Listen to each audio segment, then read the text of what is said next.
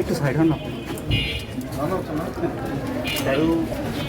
স্বাধীনতা যুদ্ধের পর এই প্রথম কোনো হরিজনের বিবাহ অনুষ্ঠানে মাননীয় মান্যবর জেলা প্রশাসক মহোদয় নিজে সশরীরে এত ব্যস্ততার মধ্যেও স্যার উপস্থিত হয়েছে।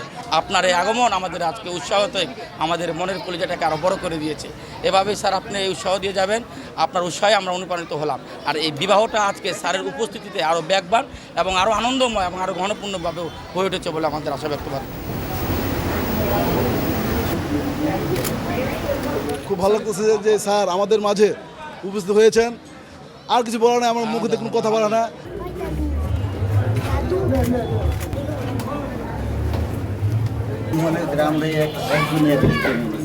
সচরাচর এই সম্প্রদায়ের লোকজনের অনুষ্ঠানে ওনাদের সম্প্রদায়ের বাইরের লোকজন খুব বেশি একটা আসে বলে আমার জানা নেই। আর যেহেতু এই সম্প্রদায়ের মানুষেরও মানুষ, এই সম্প্রদায়ের যে পেশা সেটি একটি পেশা, মর্যাদাকর পেশা। তা আমরা দেখতে চাই সমাজের সকল মানুষ সমান, সমাজের সকল পেশা মর্যাদাসম্পন্ন এবং সকল মানুষের একটি মানবিক মর্যাদা আছে, সেটা আমরা সমুন্নত করতে চাই। আরেকটি বিষয় হচ্ছে, যখন শুনলাম যে মেয়েটি মাহারা এবং এটি এমন এই ধরনের একটি সম্প্রদায়ের মেয়ে এবং সে নিজ চেষ্টায় অনেকটুকু পর্যন্ত পড়াশোনা করেছে, আমি চাই এই সম্প্রদায়ের মানুষগুলো আস্তে আস্তে শিক্ষা দীক্ষা শিল্পে সাহিত্যে আস্তে আস্তে এগিয়ে আসুক। আমরা যদি রাষ্ট্রের পক্ষ থেকে পৃষ্ঠপোষকতা করি, তাদেরকে উৎসাহ উদ্দীপনা দেই, তাহলে নিশ্চয়ই সমাজ থেকে এই সম্প্রদায় থেকে আরও জ্ঞানী গুণী শিক্ষিত মানুষ বেরিয়ে আসবেন। সেজন্যই আমার এখানে আসা। আমি শুনেছি এখানে প্রায় 300টি পরিবার দেশের বিভিন্ন স্থান থেকে এসে বসবাস করে এবং জেলা প্রশাসক হিসেবে আমিই নাকি প্রথম তাদের এরকম অনুষ্ঠানে এসেছি।